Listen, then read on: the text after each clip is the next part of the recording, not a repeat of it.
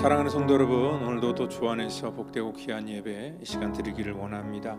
또 우리 사순절 우리 네 번째 주를 맞이하여서 또 이 시간 우리 믿음으로 또 주 앞에 나아갈 터인데, 또 십자가를 통하여 우리 가운데 주시는 우리 주님의 거룩한 은혜와 또 하나님의 그 사랑을 또 오늘 예배 속에 또 주님께서 우리에게 주시는 말씀 속에 또 우리가 듣고 또 이 시간 믿음으로 주 앞에 나아가며 또 우리의 전 삶이 하나님께 온전히 예배하는 그런 귀한 예배가 되기를 원합니다. 이 시간 우리 다 같이 묵상으로 기도하며 우리 3월 30일 우리 주일 예배 드리도록 하겠습니다. 여호와를 자기 하나님으로 삼은 나라 곧 하나님의 기업으로 선택된 백성은 복이 있도다. 여호와께서 하늘에서 굽어보사 모든 인생을 살피시며 곧 그가 거하시는 곳에서 세상의 모든 거민들을 굽어 살피시는도다. 그는 그들 모두의 마음을 지으시며 그들이 하는 일을 굽어 살피시는 이로다. 많은 군대로 구원 얻은 왕이 없으며 용사가 힘이 세어도 스스로 구원하지 못하는도다. 우리 영혼이 여호와를 바라며 그는 우리의 도움과 방패시로다. 하나님 감사합니다.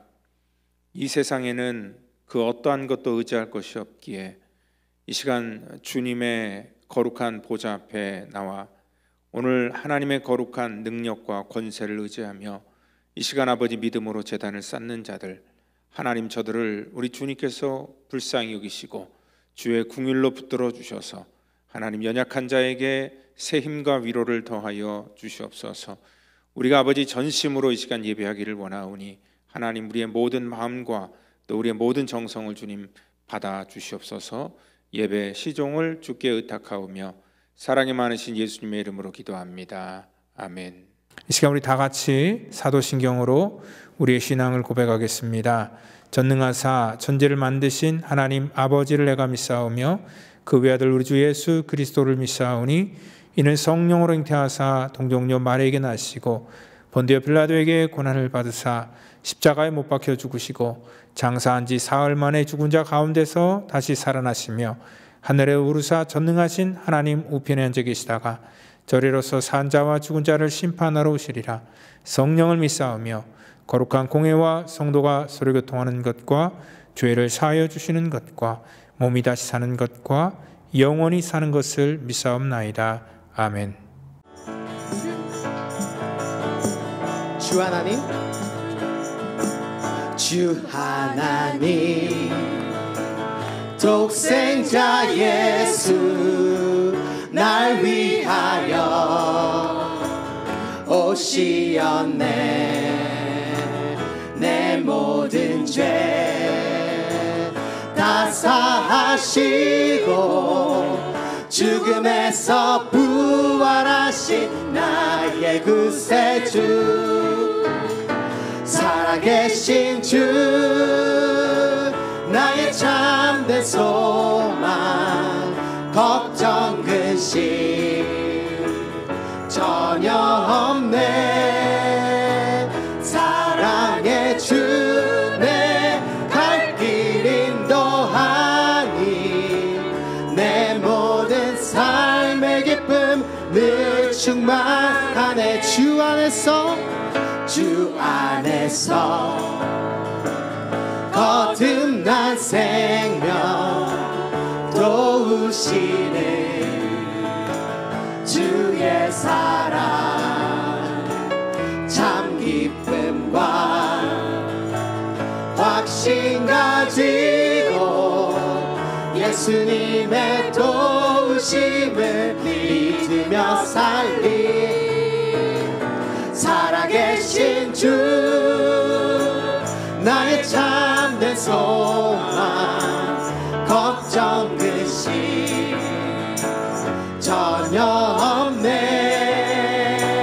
사랑의 주 내 갈 길 인도하니 내 모든 삶의 기쁨 늘 충만하네. 그 언젠가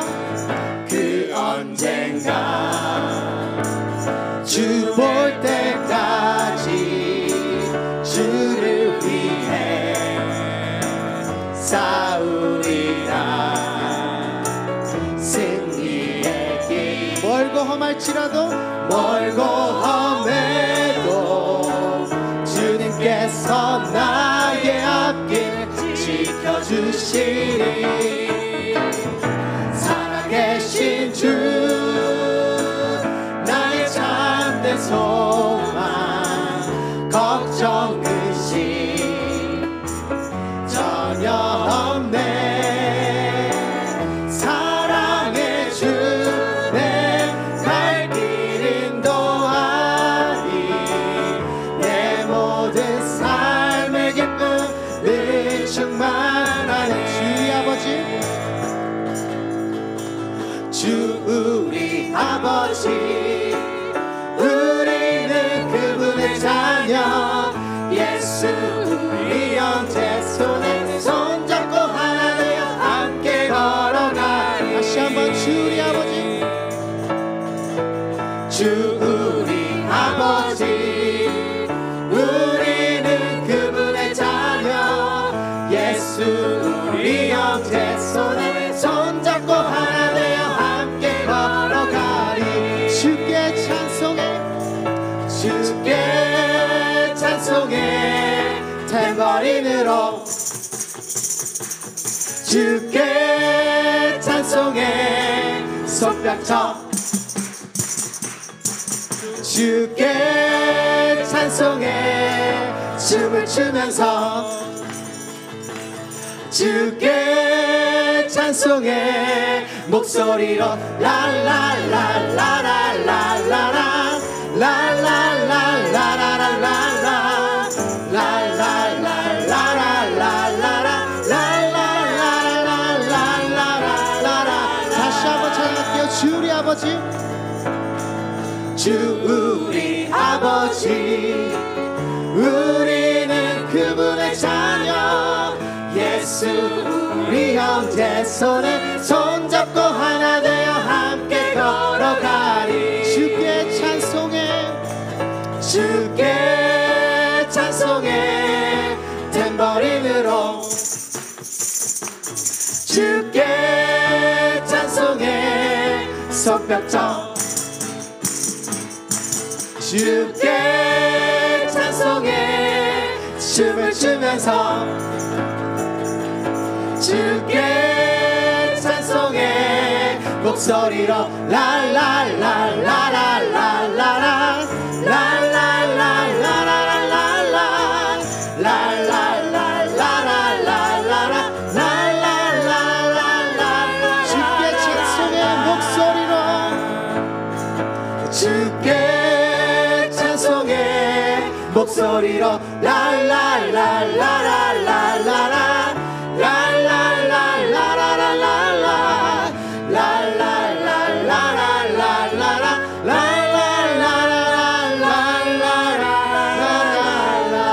주님 앞에 영광의 박수 올려드립니다. 주님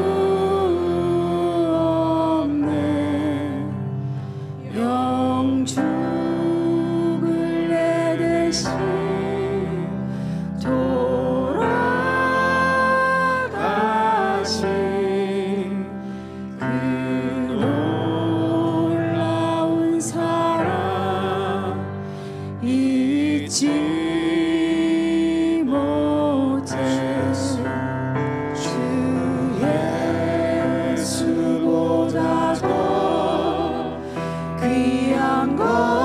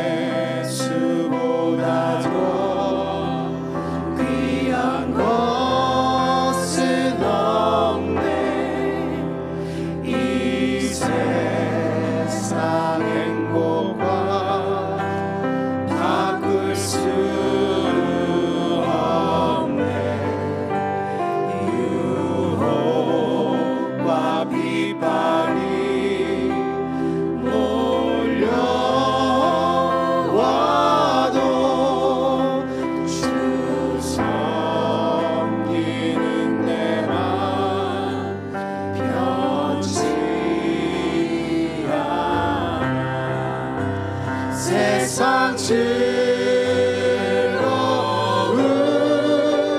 다 버리고 세상 자랑 다 버렸네. 세상 즐거움 세상 즐거움 다 버리고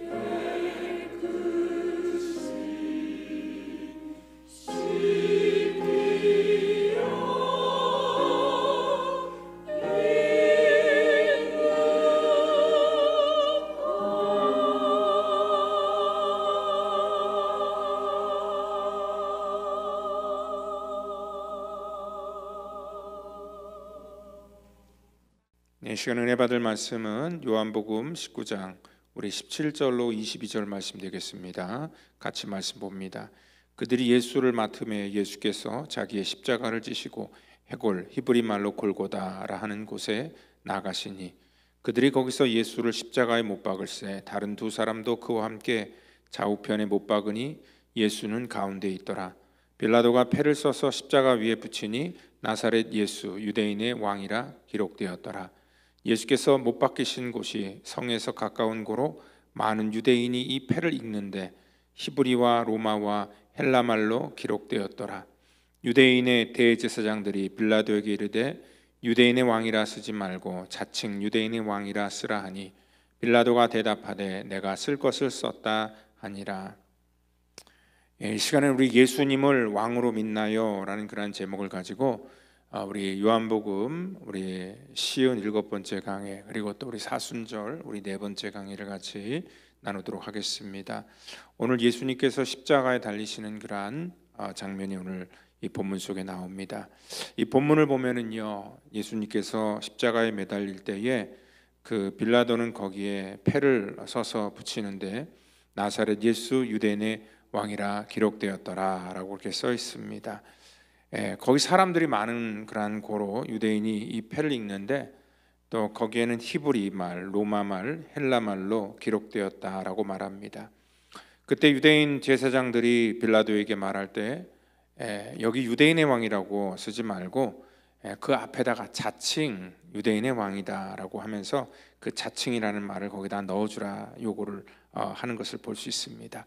아마 히브리 말, 로마 말, 헬라 말 이 언어로 쓰여 있다는 것은 그곳의 모든 사람들이 그 패를 다 보고 읽을 수 있도록 한 그러한 조치라고 생각할 수 있습니다. 그리고 또 빌라도에게 유대인들은요 자칭 유대인의 왕이다라고 이렇게 써달라고 요구를 하면서 이들은 우리가 선택하는 왕이 아니라 자기 혼자 왕이라고 떠들고 다니는 그러한 어떻게 보면 정신이 좀 이상한 그러한 사람이다라고 그렇게 아마 주장하고 싶었던 것 같습니다. 그러면서 그들은 우리에게는 가이사 외에는 왕이 없다라고 그렇게 고백을 합니다. 그러니까 아무도 인정해주지 않는 그러한 정신 이상자에 불과했다라고 그렇게 주장하고 싶었던 것 같습니다.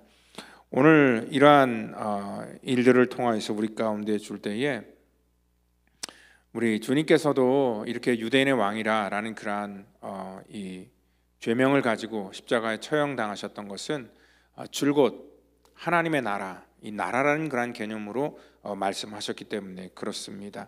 아마 예수님께서 나라라는 그러한 개념을 가지고 말할 때에 그 하나님의 나라에 대한 그러한 그 이해가 각자 다 틀렸다라고 생각할 수 있습니다. 각자 다른 그러한 생각을 가지고 이 나라를 바라보고 있는데 빌라도는 물론 그에게는 그가 생각하는 나라는 그 로마 정권, 로마 정부 하나밖에 없을 겁니다. 근데 이 유대인들에게는요, 지금은 비록 로마 치하에 있지만 이 다윗 왕국을 항상 그 마음속에 꿈꾸고 있었습니다. 그러니까 이 강력한 이 다윗과 같은 왕이 나타나셔서 지금 로마 정부하에 있는 자신들을 해방시켜 주시고 그리고 또 이스라엘의 독립과 번영을 이루어 나갈 수 있는 그러한 왕이 필요했고 그러한 나라가 도래할 것이다라는 그러한 믿음이 있습니다.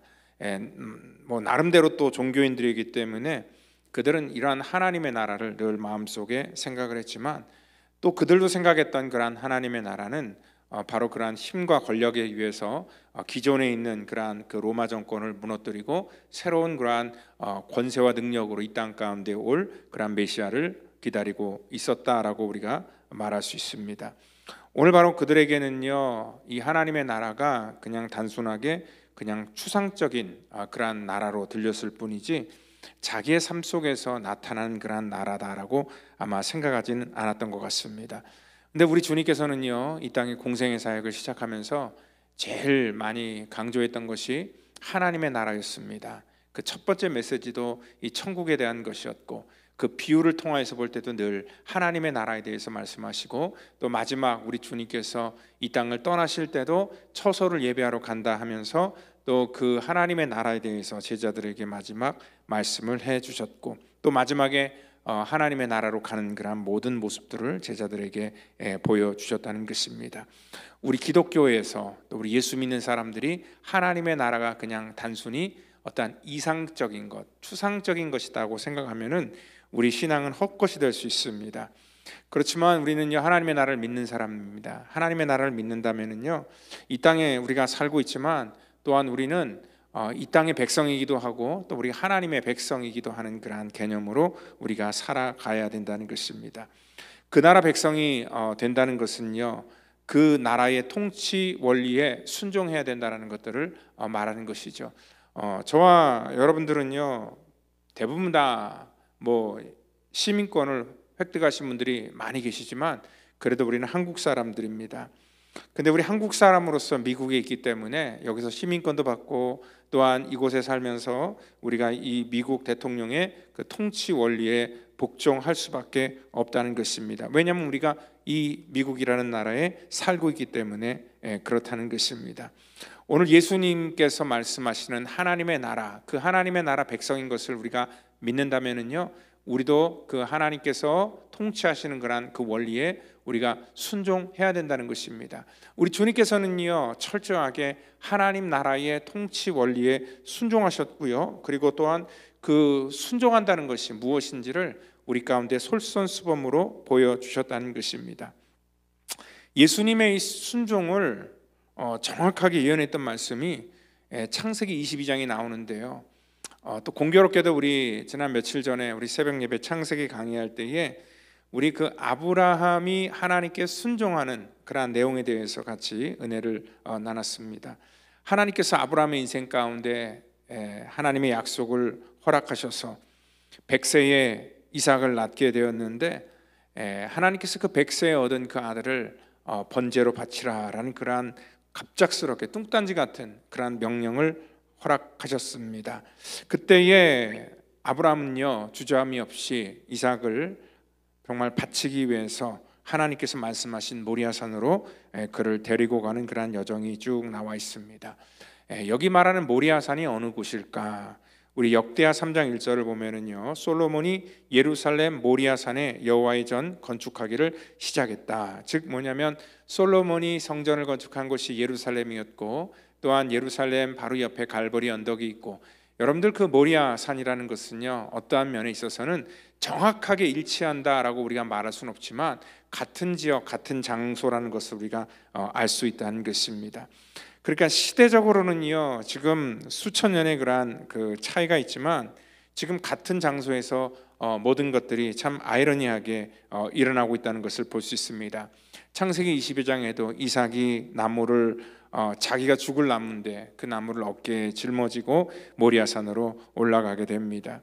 그리고 또 모리아산에서 아브라함과 이삭이 맞이했던 그러한 그 모든 일들이 오늘 이 갈보리 현장에서도 그대로 재현되고 있다는 것을 우리가 알 수 있습니다.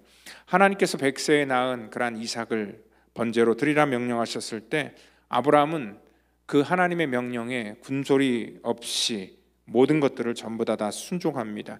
거기 보면은 지체하거나 망설였다는 그러한 내용이 단 한 구절도 없습니다. 원래 아브라함이 그런 사람이었나요? 우리가 그렇지 않다는 것을 너무나 잘 알고 있지요. 자기 목숨 지키기 위해서 자기 아내를 2번이나 배신했던 그러한 그 치사하고 또 어떻게 보면 연약한 그러한 인간이었고요. 그리고 또 하나님의 약속을 기다리지 못해서 못 이긴 척하면서 자기 아내의 몸종을 통하여서 정말 자식까지 낳았던 그러한 사람입니다.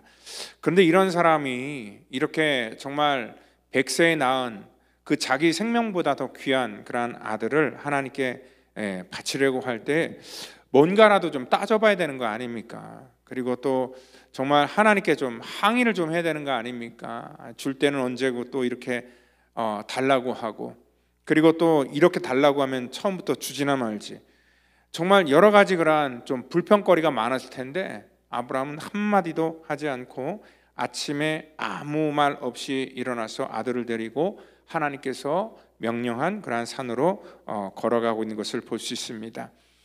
아브라함은요, 평상시 하나님께 제사를 직접 드렸던 사람이기 때문에 이 번제가 무엇인지를 너무나 잘 알고 있었던 그러한 상황입니다.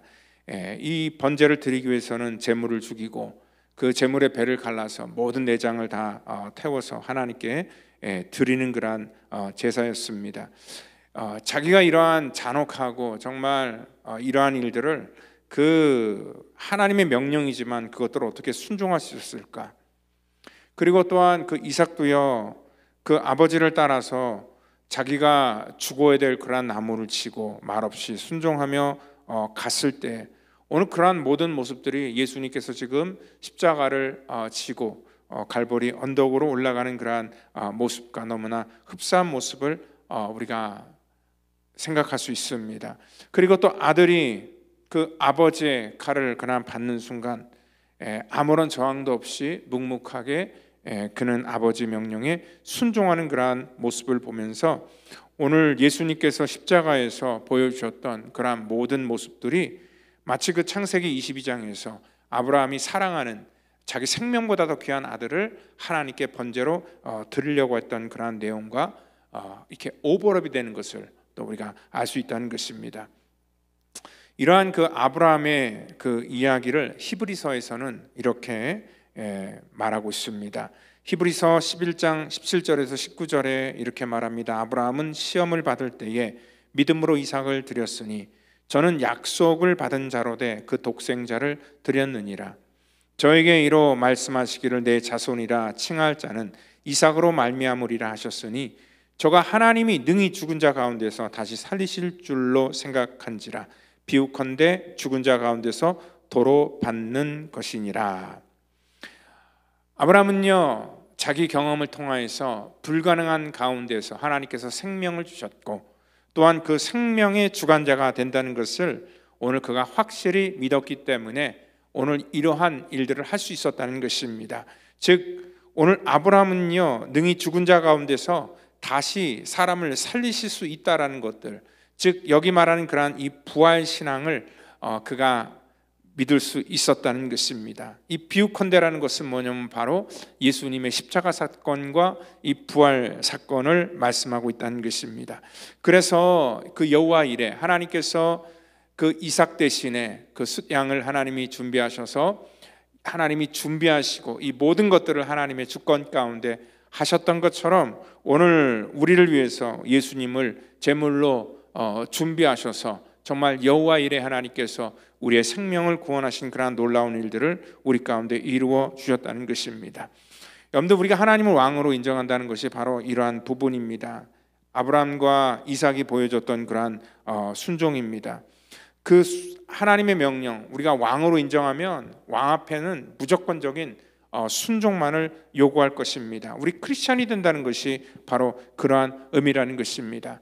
우리가 찬양하면서 왕이신 예수여, 예수 우리 왕이여, 예수님이 우리의 왕이다, 왕 되신 주님을 우리가 찬양하고 경배하고 우리가 입술로는 우리가 하나님을 왕이라고 할 수 있지만 진정한 그러한 왕됨은 우리 삶 속에서 정말 하나님을 향한 우리의 삶이 온전히 순종하고 여기 아브라함과 이삭처럼 복종할 수 있는가? 오늘 바로 그것이 우리가 우리 삶 속에서의 고백을 하나님께서 받기를 원하신다는 것입니다. 아무리 예수님을 왕으로 인정해도요, 우리 삶 속에 이러한 순종과 복종이 없다면은요, 이거는 그냥 명패의 유대인의 왕이라 써놓은 그러한 빌라도와 우리와 사뭇 다를 바가 없다는 것을 우리가 아셔야 된다는 것입니다. 제가 며칠 전에 그 간증을 하나 들었는데요, 그 대한항공의 신우회를 만든 손재성 목사님의 간증이었습니다. 그분이 하나님을 만난 사건은 굉장히 참 특별했습니다. 그분이 원래 굉장히 음치여서 이 성가대도 2번이나 그 입단을 거절당하신 분인데요, 그 대학생 때 그 CCCS 하는 그런 내적 치유 세미나, 그 정동교회에서 하는 그러한 그 세미나에 참석한 후에 정말 큰 하나님의 임재와 은혜를 경험한 다음에 갑작스럽게 신비한 현상이 일어났다고 합니다. 왜냐하면 모든 소리가 다 그 음계로 들리기 시작했다라고 얘기를 합니다. 그리고 나서 또 갑자기 찬양에 대해서 특별한 은사를 받게 되어서 그때부터 그분이 이제 찬양 사역자로 쓰임을 받게 됩니다. 우리가 대표적인 그러한 이분의 그 찬양이 뭐냐면 주님 마음 내게 주소서. 그 보소서 주님 나의 마음을 선한 것 하나 없습니다. 그거를 이제 쓰신 그런 그 목사님인데요.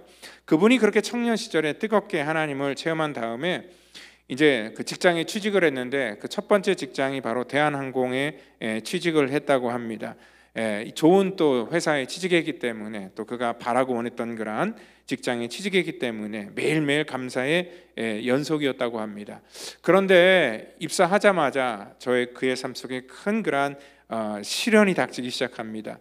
왜냐하면 그 대한항공은요, 사실 그 오너나 모든 그러한 이 기반이 이 원불교와 굉장히 관련이 깊은 그러한 회사이기 때문에 자신이 기독교인 것을 티내면 안 된다라는 그런 주의를 받았는데, 마침 그 첫날 첫 출근을 해서 이제 신입생 환영회 자리를 끝나고 마련했을 때 그 전무님이 그 당시 한 그분 말로 한 38명 정도 이제 신입 사원이 쭉 앉아 있는데 그 양주를 조금씩 이렇게 한 잔씩 따라줬다고 합니다.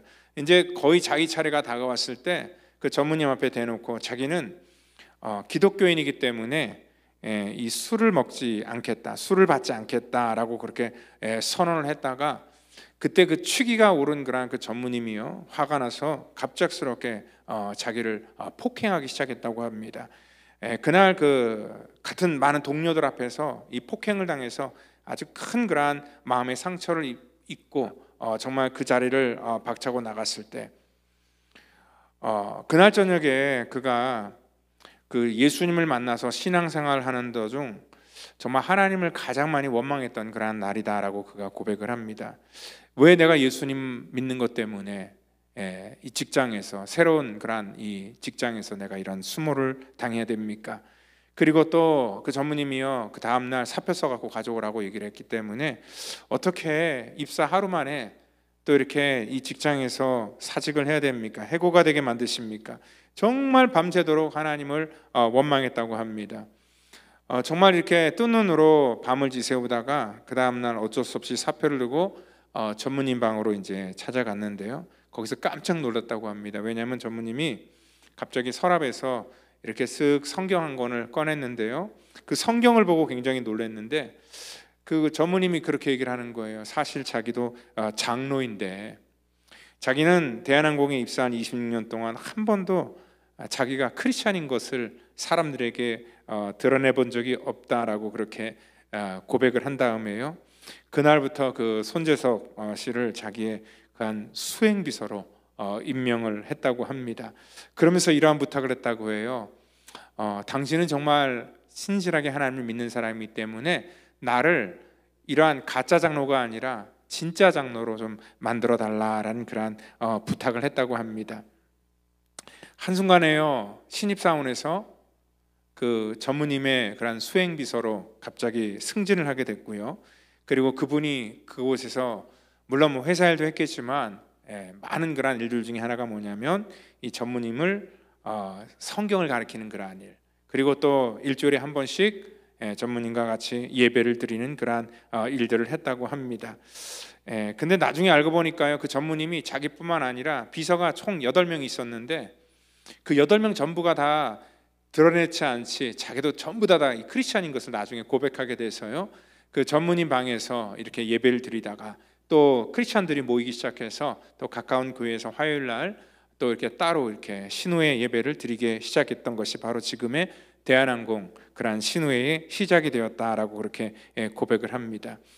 그렇습니다. 저 같은 목사는요, 사실 제 삶에서 제 신앙을 고백하는 것이 어렵진 않습니다. 제가 목사하는 걸 세상도 알기 때문에 그렇습니다. 근데 여러분들처럼 정말 세상 살아가면서 내가 하나님의 정말 자녀이고 또 하나님의 통치 원리에 따라 산다는 것을 고백한다는 것은 정말 힘들고 어려운 일이라고 생각을 합니다. 그리고 때로는요, 이분처럼 막 반전이라도 이렇게 일어나면은 참 좋겠는데, 또 실질적으로 우리의 삶 속에 이렇게 신앙을 고백하고 또 내가 하나님의 통치 원리에 따라 산다고 해서 어떠한 그 반전이 일어나지 않는 그러한 경우가 훨씬 더 많기 때문에 그렇다는 것입니다. 오늘 바로 그러할지라도 오늘 우리는 이 땅 가운데 하나님의 자녀이기 때문에, 그리고 우리가 예수님을 나의 구주, 나의 왕으로 내가 인정하고 모시면은 우리는 하나님의 통치 방법을 따르라는 것입니다. 오늘 우리 주님께서는 왕이시면서 자기 십자가를 지셨다는 것입니다. 오늘 예수님께서 자기 십자가를 지셨다는 것, 여러분들 십자가는요 진다는 것에 의미가 있다는 것입니다. 그러니까 말로만 하는 그러한 십자가, 말로만 지는 십자가는 소용이 없습니다. 언제부터 우리 기독교에 그 십자가가 이 기독교의 상징이 됐는지는 모르겠지만 많은 사람들이 십자가를 그냥 기독교를 상징하는 그러한 장식품 정도로 생각하는 경우가 굉장히 많습니다. 교회 첨탑 위에, 그리고 또 교회 벽에, 그리고 성경책에, 또 의자에, 강대상에, 모든 곳에 이러한 십자가 마크를 만들어 놓고 있습니다. 그것뿐만 아니라 우리 여성들은 목걸이, 귀걸이, 이런 여러 가지 그러한 그 장식품으로, 액세서리로 이 십자가를 사용하고 있다는 것입니다. 이제는 그 십자가는 번쩍이는 금이나 화려한 것들로 장식되게 된다는 것입니다. 근데 여러분 그거 아세요? 정말 그 십자가가 이 장식품으로 활용된 그러한 시대는요, 이런 영적인 그러한 암흑의 시대가 되었다는 사실입니다. 우리 인생도 마찬가지입니다. 오늘 그 십자가는요, 사실 우리가 장식하는 것이 아니라 지라고 하나님께서 우리 가운데 주신 것입니다. 오늘 우리는 그렇지만 십자가를 이렇게 우리가 서로 지는 것이 아니라 이거를 우리의 장식품으로 만들려고 하는 것은 뭐냐면 이 십자가가 너무 우리에게 부담이 되기 때문에 그렇다는 것입니다. 오늘 바로 아무런 부담 없이 우리는 십자가에서 주시는 그러한 능력과 은혜만 그냥 거저 받으려고 하는 그런 마음들이 있다는 것입니다. 우리가 하나님 나라 백성이라고 하면서 우리 주님께서 이렇게 친히 십자가를 진다는 것이 무엇인지를 우리 가운데 보여주셨음에도 불구하고 우리가 그 십자가를 지지 못한다면 우리가 어찌 하나님의 자녀요, 하나님의 백성이라고 말할 수 있겠습니까? 이 세상 살면서 세금 내는 거 좋아하는 사람은 아무도 없을 겁니다. 그렇지만 그 나라 시민이 되기 위해서라면 반드시 책임을 감당해야 된다는 것입니다. 이 교회의 사명이라는 것은 뭐냐면 자기 십자가를 지는 것이 교회의 사명이라는 것입니다. 우리 주님께서 십자가가 참 힘들고 무거우니까 이 십자가는 내 혼자 질 테니까 너희들은 십자가에다 올려타고 따라오라, 너희들은 편안하게 신앙생활하라 라고 말씀하지 않으셨습니다. 우리도 자기 십자가를 지고 주님을 따를 것을 말씀하고 있다는 것입니다. 그렇기 때문에 우리가 신앙생활하면서 손님처럼 신앙생활하면 절대 안 된다는 것입니다. 지지 않는 십자가는요, 장식품이 될 수밖에 없는 것이고, 또 고통을 우리가 지지 않는 그러한 십자가는 아무런 능력과 영향력이 없다는 것을 우리가 아셔야 된다는 것입니다. 고통이 없는 십자가는 전부 가짜입니다. 어떻게 우리가 십자가를 지는데 고통이 없을 수 있을까요? 반드시 오늘 우리는 이러한 신앙생활 할 때 반드시 이 땅에 살면서 고통이 따라야지 정상이라는 것입니다. 오늘 자기 십자가를 진다는 것은 오늘 자기를 부인하는 그러한 일들이라는 것입니다. 이 자기 부인은 자기 혐오를 하거나 자기를 학대하라는 그러한 말이 아니라는 것입니다. 오늘 자기의 욕망이나 자기의 어떠한 그 계획, 그리고 이 모든 야망보다 하나님의 뜻을 더 우선시하는 것이 자기 부인이라는 것입니다. 오늘 나라는 자아를 십자가에 못 박을 때에 오늘 내가 없고 내 안에 있는 예수님만이 있는 것이 바로 이 십자가를 진다는 것입니다. 이 순종이 쉽지 않다는 것은 고통이 동반되기 때문에 그렇습니다. 아브라함도 하나님의 음성을 들었지만, 그리고 하나님의 말씀에 순종하기를 원했지만 그 마음이 얼마나 쫄렸을까요? 여러분들 사실 그 사흘 길을 걸어가는 동안에 그 마음이 하루에도 아마 12번 바뀌었을 것 같습니다. 하나님의 말씀에 순종할까? 아니면 이대로 도망가 버릴까? 정말 하나님의 말씀을 무시해 버릴까? 아니면 숨어 버릴까? 그러다가 이러지 말고 또 하나님의 말씀에 순종해야지, 하나님께서 주셨잖아, 여러 가지 그런 마음의 갈등들이 정말 그 사흘길 내내 그 마음을 굉장히 괴롭게 했을 겁니다. 오늘 그 이삭도요, 그 안에서 정말 자기가 재물이었다는 그러한 사실을 깨달았을 때 얼마나 큰 그러한 공포와 두려움이 있었고, 또한 아버지에 대한 그러한 이 배신이나 상처, 그런 것들이 있었겠습니까? 예수님 또한 이 십자가에서 느꼈던 그러한 그 아픔, 고통, 여러분들 이 순종한다는 것은 뭐냐면 이러한 두려움과 이러한 공포와 이러한 모든 인간적인 그러한 아픔을 이겨야만 가능할 수 있는 그러한 사건이라는 것입니다. 그래서 십자가는요, 필히 우리 가운데 이 고난이라는 것을 의미하고 있다는 것입니다. 빌립보서 1장 29절을 보면은 그리스도를 위하여 너희에게 은혜를 주신 것은 다만 그를 믿을 뿐 아니라 또한 그를 위하여 고난도 받게 하려 하심이라 라고 그렇게 말씀하고 있습니다. 오늘 우리에게 은혜를 주신 것은 그를 믿는 것뿐만 아니라 이 땅 가운데 그를 위하여 고난도 받게 하려 하심이다 말씀합니다. 우리의 인생은요, 사실 어떻게 보면 고난을 겪을 때마다 우리 인생은 성숙해지는 것을 우리가 너무나 잘 알 수 있습니다. 우리가 순종함으로 십자가를 질 때, 그래서 우리가 이 고난을 경험할 때에 우리의 신앙도 성숙하게 된다는 것을 여러분들 믿으시기를 바랍니다. 거저 그냥 우리 신앙이 성숙해지지는 않는다는 것입니다. 그리고 이 순종이라는 것은, 하나님의 백성으로서 순종한다는 것은 단회적인 사건, 이례적인 사건이 아니라 매일매일 우리의 삶에서 고백되어야 되는 그러한 사건이기 때문에 그렇습니다. 누가복음 9장 23절에 따르면 예수님은 날마다 제 십자가를 지고 라고 그렇게 말씀하셨기 때문입니다. 우리가 날마다 하나님의 뜻을 우리가 따라간다는 것, 나의 의지를 죽인다는 것 참으로 힘들고 어렵습니다. 하나님께서 성경에서 가장 좋아했던 인물이 바로 다윗이죠. 하나님이 다윗을 좋아했던 건 뭐냐면, 다윗은 하나님을 진심으로 사랑했기 때문에 그렇습니다. 그가 이스라엘 왕임에도 불구하고 그는 항상 하나님 앞에서는 하나님의 왕권을 먼저 높여드렸습니다. 그리고 또한 어느 곳을 가든지 그 시편 구석구석을 보면은 전부 다 하나님의 왕 되심을 그가 고백하고 있다는 것을 볼 수 있습니다. 오늘 바로 이 하나님 나라의 그러한 통치 방법에 철저하게 그는 순종했다는 겁니다. 그가 이러한 고백을 할 수 있는 것은 그가 왕이 되기 전부터 그러한 하나님의 통치 원리를 따랐기 때문에 그렇습니다. 오늘 다윗의 삶을 우리는 잘 알고 있습니다. 그 사울로부터 그 핍박을 당하고 쫓김을 당할 때, 나중에는 그 사울을 죽일 수 있는 기회가 있음에도 불구하고 다윗이 그렇게 하지 않았던 건 뭐냐면은 여호와의 기름 부음 받는 자를 해치는 것이 하나님 앞에 큰 죄라는 것을 깨달았기 때문에 오늘 하나님의 주권에 그의 생명까지, 자기 원수의 생명까지도 그냥 맡길 수 있는 그러한 그 믿음이 있었다는 겁니다. 그 순간에 그의 마음도 얼마나 갈등이 컸겠습니까? 지금까지 자기를 괴롭히고 두렵게 만들고 비참하게 만드는 바로 그 원수가 눈앞에 있는데 한 번에 복수할 수 있는 그러한 기회가 있음에도 불구하고 그것을 하지 않았기 때문에 오늘 다윗은요, 단순하게 그를 용서해 주는 것이 아니라 오늘 하나님께서는 그 다윗의 남은 인생을 굉장히 더 복되게 그를 자유케 하셨다는 것입니다. 그가 왕이 돼서도요, 그 마음속에 아무런 그러한 죄책감이 들지 않도록 하나님께서 하나님의 방법대로 그 일을 처리하셨고, 다윗에게는 하나님께서 자유함을 하나님이 허락해 주셨다는 겁니다. 그게 바로 하나님의 통치 원리를 따를 때 우리 가운데 주어지는 축복이라는 것을 여러분들 믿으시기를 바랍니다. 다윗은요, 그 순종하로 말미암아 증오와 복수의 그러한 그 모든 사슬에서 하나님이 그를 해방시켜 주셨다는 것입니다. 그게 바로 용서의 능력이라는 것입니다.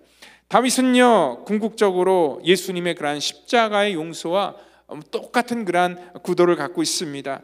예수님은 정말 진정으로 우리를 용서하셨는데, 예수님이 용서함으로 말미암아 오늘 이 용서라는 것이 얼마나 큰 우리 가운데 능력으로 또 역사한다는 것을 우리에게 말씀하고 있다는 것입니다.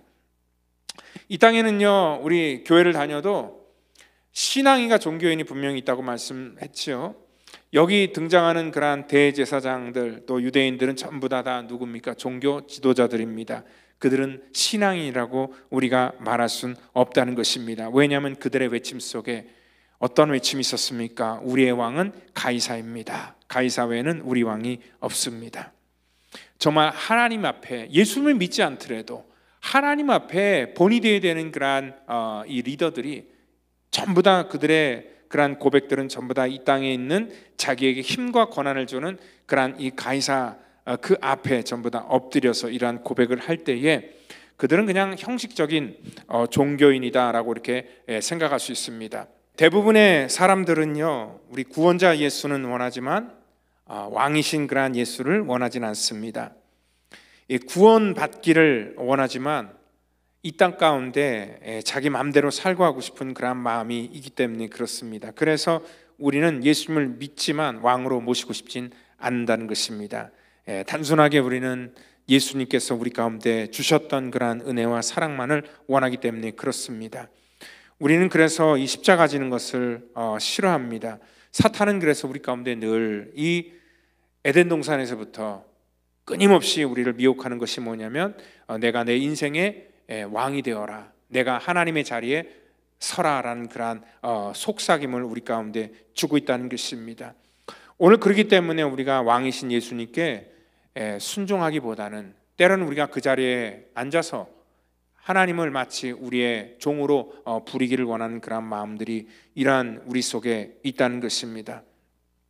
우리가 예수님을 왕이라고 부르는 데 있어서 거부감이 별로 없지만 실제로 우리 삶에서 우리 주님께서 왕권을 행사하라고 하면 그때부터 굉장히 불편하게 생각하는 것들이 저와 여러분들의 그러한 연약한 모습이라는 것입니다.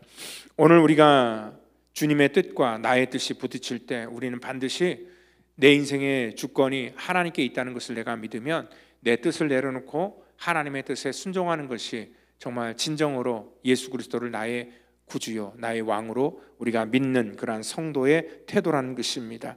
저는요, 목사가 되고 나서 나름대로 좋은 목사가 되기 위해서 성실하게 또 열심히 목회를 하면서 지금까지 왔습니다. 그런데요, 이 말씀을 또 준비하면서 또 예전에도 이런 생각을 해봤어요. 정말 예수님께서 나의 인생 가운데 왕이 맞나라는 그러한 대답을 제가 해야 될 때 솔직히 자신이 없었습니다. 왜냐하면 우리 주님이 정말 이 땅 가운데 내 삶의 왕으로 내가 입술로 고백을 하지만, 그래서 내가 성실하게 뭔가를 한다고 하지만 내 주권 전체를 주님에게 맡긴 그러한 때가 많지 않았기 때문에 그렇습니다. 항상 저는 하나님의 말씀보다 저의 생각이나 저의 그러한 그 의지가 더 앞섰을 때가 굉장히 많았기 때문에 그렇습니다. 오늘 그렇기 때문에 우리가 범사에 우리가 우리의 모든 삶 속에서 삶의 한 부분 속에서 매일매일 일상 속에서 내 주권을 포기하고 하나님의 말씀을 따른다는 것은 정말 참으로 힘들고 어려운 일이라고 생각합니다. 순종은 100%를 요구하시기 때문에 그렇습니다. 제가 아무리 80%, 90%의 순종을 한다 할지라도 100%의 순종을 하나님께 온전히 드리지 못하면 그거는 온전한 순종이 아니기 때문에 그렇다는 것입니다. 오늘 아브라함은 모리아산에서 정말 하나님께 100%의 순종을 보여줬습니다.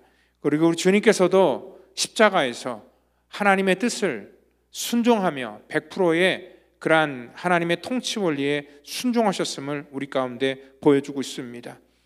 그래서 저와 여러분들에게 오늘 이 본문 말씀은 이렇게 질문을 합니다. 우리는 진정으로 우리 예수 그리스도를 나의 구주요 나의 왕으로 우리가 인정하고 있는가? 우리는 먼저 그 나라와 그 의를 구하고 있는가? 아니면 나의 나라와 나의 의를 먼저 구하고 있는가? 이것들에 대해서 우리가 하나님 앞에 이 사순절을 맞이하여서 회개하면서 정말 하나님의 그 왕되심을 우리가 진정으로 우리가 선포하고 또 하나님의 자리에서 우리가 겸손하게 내려올 수 있는 하나님 그러한 믿음을 달라고, 또한 그러한 우리가 되기를 원한다고 다짐하는 그러한 저와 여러분 되기를 예수님의 이름으로 축원드립니다.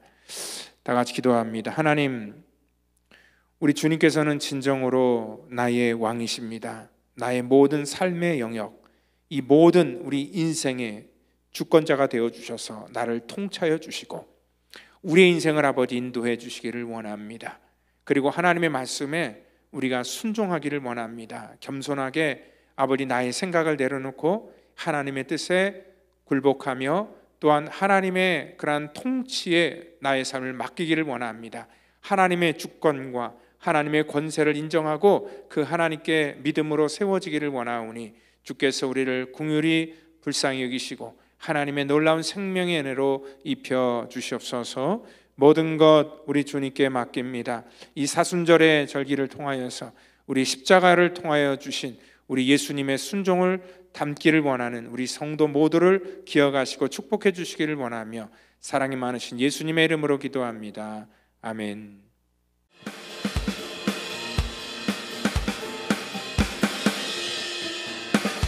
신실한 주님, 신실하신 주님, 신실하신 주님, 변함없는 완전하신 주님 진실한 주 약속 진실한 주 약속 진실한 주 약속 변함없는 완전하신 주님 거룩한 손을 들어 찬양을 드리네 항상 계신 하나님께 거룩한 손을 들어 찬양을 드리네 다시 오실 하나님께. We'll sing English now. Wide is your love and grace. Wide is your love and grace. Wide is your love and grace. You never fail. You never change. You never fail, oh God. Wide is your love and grace. Wide is your love and grace. Wide is your love and grace. You never change. You never change. You never fail, oh God. So we raise up holy hands. So we raise up holy hands to praise the Holy One who was and is to come. Yeah. So we raise up holy hands to praise the Holy One who was and is to come. You were, you are, you were, you are, you will always be. You were, you are, you were, you are, you will always be. 항상 계신 영원하신 주. 항상 계신 영원하신 주. 거룩한 손을 들어 찬양을 드리네 항상 계신 하나님께. Yeah. 거룩한 손을 들어 찬양을 드리네 다시 오신 하나님께. 아멘. 이 시간 우리 드린 예물 위해서 다 같이 기도하겠습니다. 하나님 감사합니다. 우리 사랑하는 귀한 성도들 이 시간 또 귀한 예물을 주 앞에 구별해 드립니다. 저들의 마음과 저들의 삶을 하나님 앞에 드리는 저들의 삶의 예배입니다. 하나님께서 받으시고 물질 쓰이는 곳에 주의 교회와 하나님의 거룩한 영광이 아버지 온전히 전해지도록 아버지 인도해 주시옵소서. 우리를 하나님의 거룩한 도구로 사용해 주시기를 간절히 원하며 사랑이 많으신 예수님의 이름으로 기도합니다. 아멘. 이 시간 우리 교회 소식 전해드리도록 하겠습니다. 이제 다음 주는 이제 4월 달로 넘어가는데요. 이 4월 달에는 또 우리 부활주일이 있고요. 그리고 또한 고난주간도 있습니다. 우리 4월 15일부터 우리 19일까지 고난주간 특별 새벽 예배를 드리고자 합니다. 우리 주보를 통하여서 담당 기관들이 정해져 있는데 우리 담당 기관에 이 기관에 장이 되시는 분들은 예배 순서와 그리고 또 이 특별 찬양을 준비해 주시면 감사하겠습니다. 그리고 우리 봉사 친교서 우리 특별히 우리 친교 봉사팀 계속 우리 지원을 받고 있습니다. 그리고 우리 일려선 교회가 피크닉을 4월 3일 날 목요일 날 우리 11시 레드락 피크닉 에어리어로 가게 되는데요. 우리 김숙 권사님에게 문의해 주시면 감사하겠습니다. 이 부활절 칸타타를 우리가 4월 20일 부활절 날 당일 날 오후 6시에 하려고 합니다. 이번에 칸타타는 한 40분 정도 될 것 같고요. 그리고 제목은 예수입니다. 우리 시온 성가대 또 호산나 성가대 같이 연합으로 하게 되고요. 그리고 또 외부에서도 또 이 전문 오케스트라 대원을 몇 분 또 이렇게 모셔서 같이 또 귀한 부활절 칸타타를 하려고 합니다. 우리 주변에 많이 이렇게 소문내 주셔서 정말 귀한 그러한 부활절 칸타타가 될 수 있도록 협조해 주시면 감사하겠습니다. 또 우리 부활절에 또 세례 받기를 원하는 분들, 또 유아 세례를 받기를 원하는 분들은 또 저에게 개인적으로 신청해 주시면 되겠습니다. 이 시간에 우리 다 같이 자리에 일어나셔서 우리 찬송가 38장 우리 예수 우리 왕이여 찬양하신 후에 축도함으로 예배를 마치도록 하겠습니다.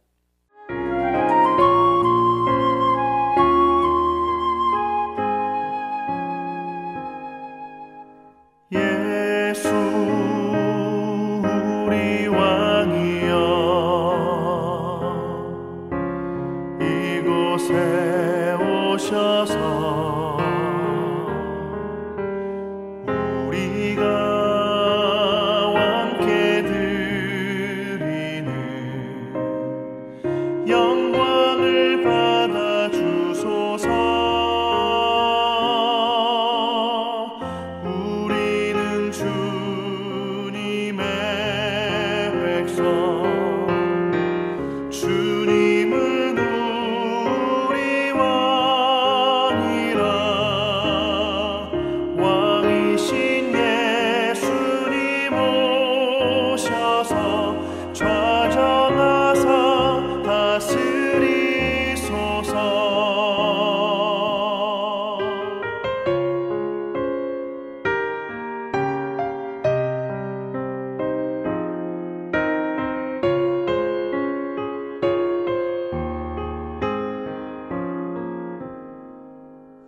예수 우리 주시여 이곳에 오셔서 우리가 주께 드리는 찬양을 받아 주소서. 우리는 주님의 종들, 주님은 우리 주시라. 주 되신 예수님 오셔서 이 찬양을 받아 주소서.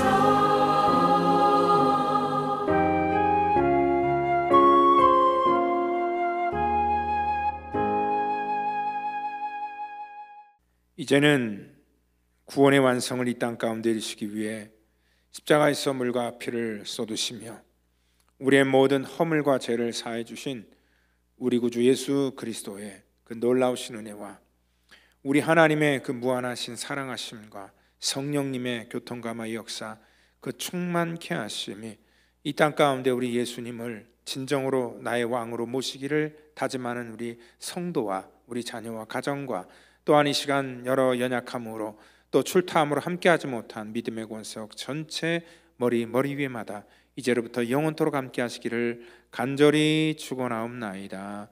아멘.